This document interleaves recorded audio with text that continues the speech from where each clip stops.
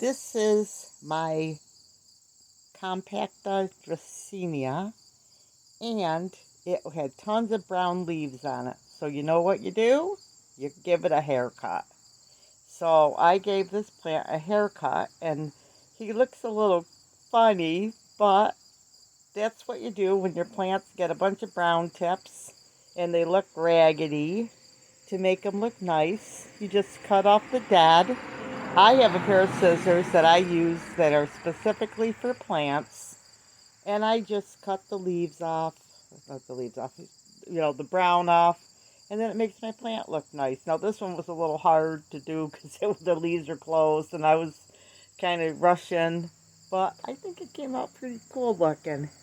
So he's also out in the sun because what I'm doing is I'm drying him out a little bit because I don't think I overwatered him, but I wanted to make sure because this particular plant likes the sun. He's kind of fussy. He likes it, but he doesn't. It makes his tips too brown. So it's getting close to fall, so I bring him inside. You can see the new growth on the top. So I thought I was giving him too much water, so I said, let's set him out in the hot sun to dry out that soil. So if you do feel like, you might have overwatered your plant for a day, put them out in a hot area, let them dry out. Another trick you can do is, if it's really overwatered, is you can take the whole plant out of the pot and put them in brand new soil. And, because usually overwatering will kill your plants. But see at the top, you can see all the growth. That's from giving this guy some good drinks of water. And that's, how he was going. Now, when a plant has its leaves drooping down, that usually means you're overwatering it. If they're drooping up and getting crispy, that means they need water. But it all depends. Like my Rex begonia and my peace lily will droop when they need water. So you just don't know. So all that was said for nothing, right? But the moral of the story is know your plants. Know your plants like you know your kids. If they're some plants like your peace lily and my Rex begonias still droop when they need water. Some will, like when they are overwatered, will droop and look junky. So you gotta just spend lots of time with your plant babies. Give them haircuts, give them water, see what their needs are, just like your kids. You'll see all kinds of things on the internet. They'll say, do it this way, do it that way. But your plant might not do that. So you just kind of learn. I'm not going to say it right, Photoscico or whatever. It's like a nerve plant. I guess they call it also a nerve plant. I had two. One died, one lived and flourishing. Sometimes the damage might be there before you get them.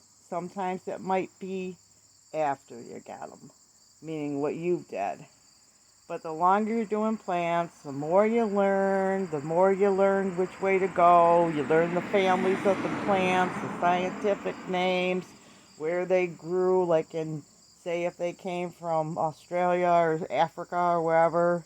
Most plants that we grow in our homes seem to like the shade, but there are a few that love the sun. I have plants in the same family that love the sun, and then I have another variety that hates the sun. So it's really just like your children.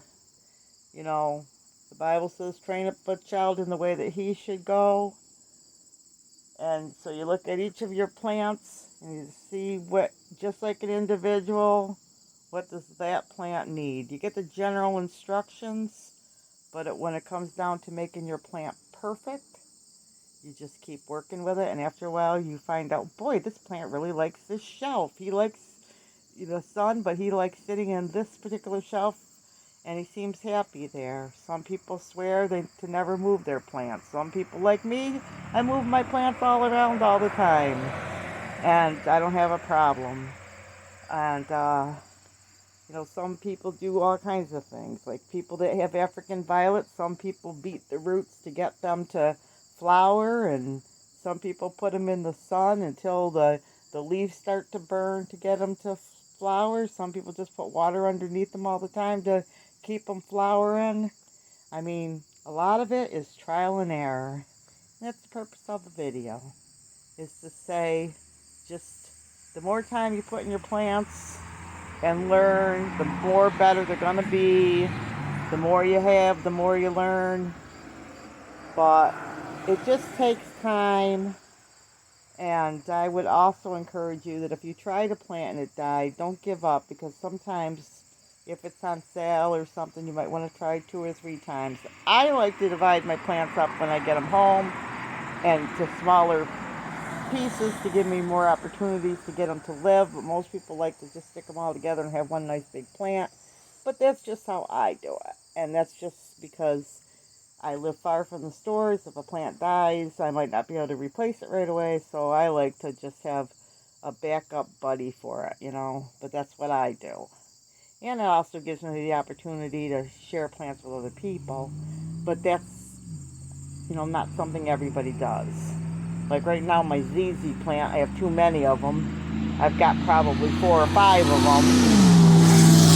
It's going fast, huh?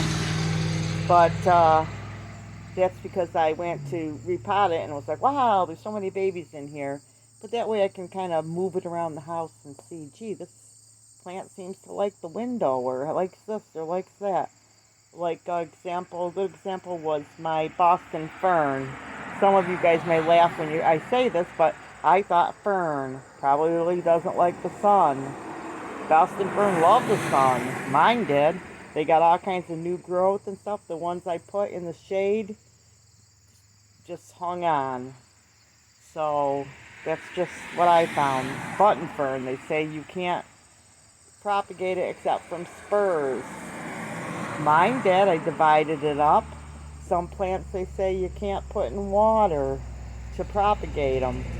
I've had plants and done things. In fact, that's the only way I propagate African violets. I cut off a leaf, like put it in a soda bottle, and let the leaf stay dry and let the stem get wet. After a couple weeks, I have a new plant. So, you know, if I want to, you know, propagate them. But there you go. Just learn your plants. If you're a plant person and really trying to master the art of house plants or even outside plants. But right now I'm kind of got a little fun going on with my house plants. I'm enjoying the hobby. Okay guys, remember, big or small, you too can be a backyard farm. God bless.